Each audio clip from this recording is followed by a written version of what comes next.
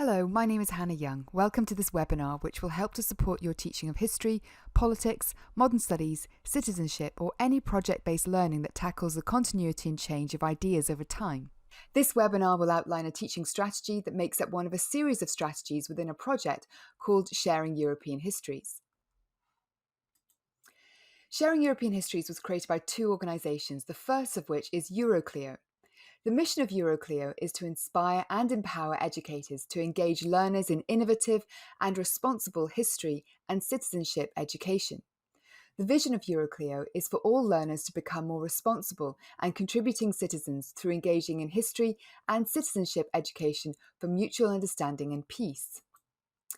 The second organisation that has driven forward the Sharing European Histories project is the Events Foundation, which aims to contribute to rethinking and building a European reality committed to the values of diversity, responsibility, freedom, and solidarity.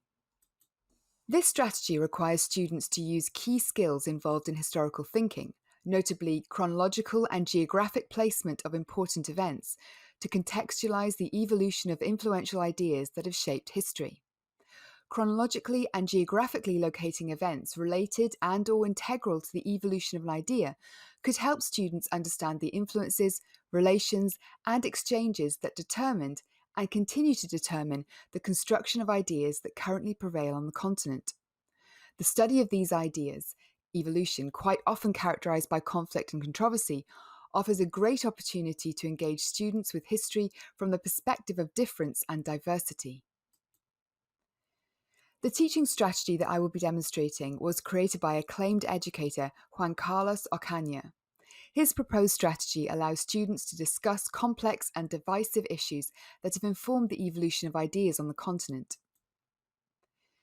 This lesson plan is part of a 5-part teaching strategy series designed and tested by teachers for teachers. The overall aim of Sharing European Histories is to help young people understand the complexity, multiplicity, and transnational character of European history and recognise how history can engage everyone in understanding Europe. For more information, go to sharingeuropeanhistories.eu. There is a link to the full PDF strategy and all of the teaching and learning resources that I will be referring to via the link shown on the screen and below this video.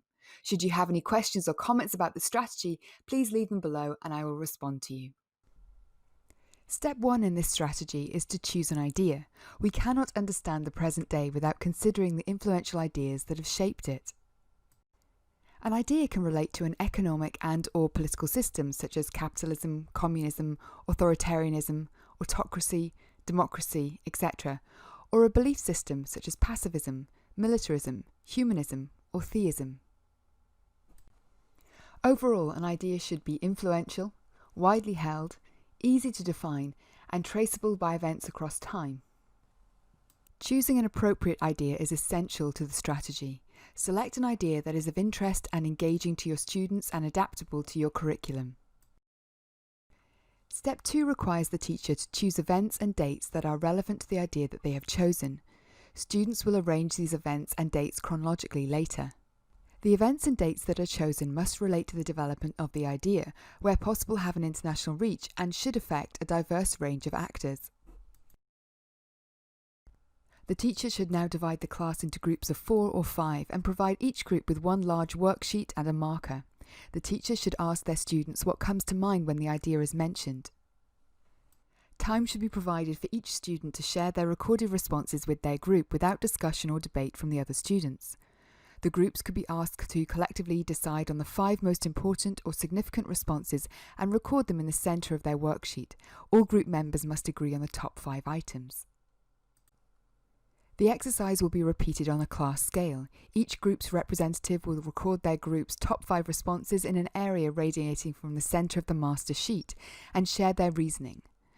The class should be then asked to come up with a final top 5 and develop a definition of the idea collectively. In pairs or small groups, students are each given a different event from the past. The pairs or groups are asked to research the event they have been given and prepare a 5-minute presentation to be given in front of the class. Next, the pairs or groups draft on a piece of paper basic information on their respective key event, including the date and location, and arrange themselves chronologically to construct a human timeline that allows the class to visualize the idea's evolution. This timeline should then be transferred and written down on a worksheet. Following this, the students will locate where these key events affecting the evolution of the idea took place on a blank map on their worksheets. In this way, students will create a visual aid that they can use to contextualise the idea's evolution across time and space throughout the remainder of the teaching strategy. The next phase is the discussion, which gets students to deepen their comprehension of the idea and its evolution through debate. The discussion will follow the evolution of the idea. The aim of the discussion is to enable students to understand what influenced the evolution of the idea. It is also an opportunity to identify the different phases of the idea's evolution. Some topics to discuss include key events and turning points, phases of the idea's evolution, pace of change, various actors involved, who gained and who lost, and various philosophies or movements that might have influenced the idea. Throughout this exercise, ask students to explain what might have accounted for the different phases or shifts in thinking and encourage them to tie these changes back to events that have been arranged in their timelines. Teachers should help students using question prompts. For example, if you had to choose just one event as the most important for this idea's evolution, which one would you select? And which of these events could be deemed not significant enough and non-essential to understanding the spread of the idea? And how popular is the idea in the present day? What might account for its popularity or lack thereof? So now I want to take you through an example of teaching and learning materials that I've created to show you how this strategy can be used with students in practice. I chose to work with the idea of the development of rights, and the materials I've created work both online and in a face-to-face classroom environment. With many schools returning or continuing with online learning, I hope these resources will provide a high quality and meaningful learning experience. The resources are free to download and use for non-profit educational purposes. So the materials are hosted here on my website, historysuccessguides.com, and you can read a little bit about my background there. But if we go to the second tab here, Sharing European Histories, this is where I have hosted all of the material that you can access today. So the first section takes you through the overview of the strategy, which I've been through in the first part of this video, and then the aims of the strategy also. I mentioned you could download the PDF strategy. You can find that here. So if I click on that, you can find the full PDF with the step-by-step approaches to effectively use this strategy. Okay, so let's have a look at the materials now. So I think they're probably best used with students aged about 14 to 18, but this will depend on the abilities of your students and perhaps the subjects you're teaching them. So the first step would be to create a brainstorming exercise, brain writing or brain dump, where the students write about all the things they know about rights. And if you click on this image here, this will enable you to download this document as a PDF, which you can then share with your students by uploading it to your platform, your online learning platform, or if you're an in-person classroom, you can then print this off and hand it out.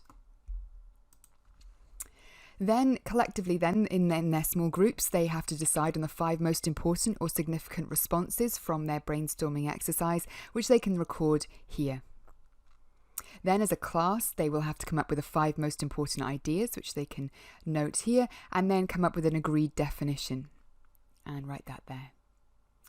So the key milestones that I've selected for this purpose are shown here, which includes some key events and individuals in the development of the idea of rights. I've also made a video which you could use with your students either by uploading it to any kind of learning management system, sharing on Teams, showing it on Zoom, etc. Or you can direct them to the website and they can watch it within the website. So I'm just going to show you a little bit of this video now so you can get a flavour of what this is, and you can maybe think about how you could use this to introduce this topic to your students.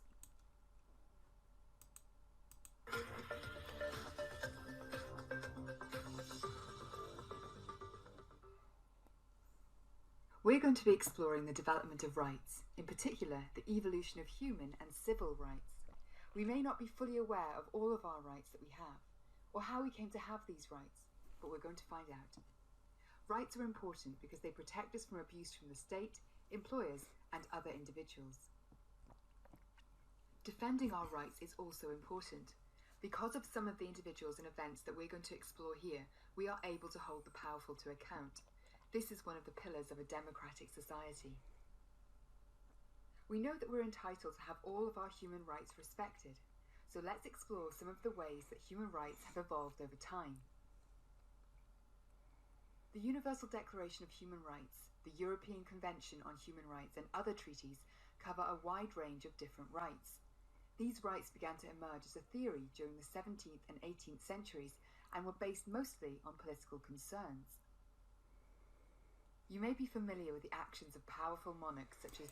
So you can see that this video will then go through the different aspects, including the key individuals and events that I've mentioned here, as a way to introduce the topic and the theme of rights to your students. The students could then make their own notes from this video should they wish, but they'll all be given then in their small groups a key individual or a key event, and they could use this worksheet here to help structure their ideas and research. Now, it may be that you would like your students to have something to read in order to access this task. And so what I've done is I've created a PDF pack outlining the key events and individuals and divided it up into a description of them or the event and the significance to the development of rights. So if I click on the image here, you will see then there are 10 sheets. And you could give these out to individual students or individual groups so that they have their key event or individual to research. Alternatively, you could hand this out to all students. If you are teaching online, all you need to do is upload this. Now, it may be the case that you would like a different format, and if that's the case, I've created a PDF book which has hyperlinked text within it, which will help the students with words that they may be unfamiliar with and individuals they may be unfamiliar with. So, for example, if we look at the Magna Carta here, if I want to find out a bit more about John, King of England, I can click this hyperlinked text, which takes me to a video explainer about that particular monarch. You can see that there are also videos embedded into the ebook, which I can click, and then this will enable your students to gain a deeper understanding into a topic that perhaps is unfamiliar to them.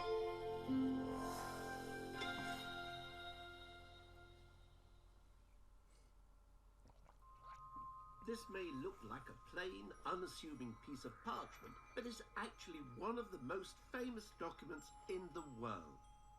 Magna Carta.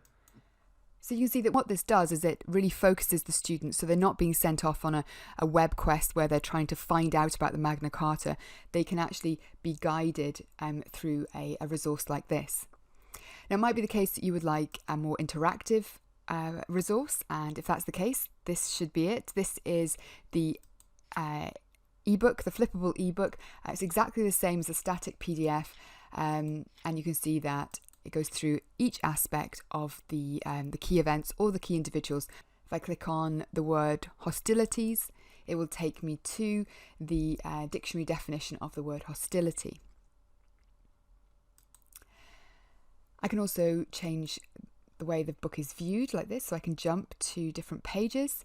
The book can be printed, or separate pages can be printed. The book can be enlarged so that accessibility is improved as well. So you can share that with your students either by directing to this page or by clicking on the ebook and then using this hyperlink here, this web address, and they can find that. Okay, then we move on to putting the events and key individuals in chronological order. And it may be the case that if you're in an online teaching environment rather than face-to-face, that constructing the human timeline is going to be impossible. And therefore, this is an option to get around that by allowing students to add in their key events and individuals in chronological order. The world map worksheet here enables them to annotate, again, the key individuals and events so they can see where these are geographically. Moving on then to the key questions, into the discussion phase, you can see that the key questions that I mentioned earlier on in the video are outlined here for students to access. And similarly, the critical thinking questions are also here, and there is space for students to add in their answer. But of course, the teacher could use this to present. And if you're doing an online lesson, you could just use these as prompts and talk over them and allow your students to then respond to you. For students that require further challenge, this PDF should provide that with some more critical thinking skills required to answer these types of questions. And if you want to download all of the resources that you've seen on this page, you just need to click on that link and you'll find 12 pages of the resources that you're free to use. I really hope that that was useful to you, and I hope that you find the strategy beneficial for your teaching. And if you would like to ask any questions, please leave them in the comments section below, and I'll get back to you as soon as I can. Thank you for listening.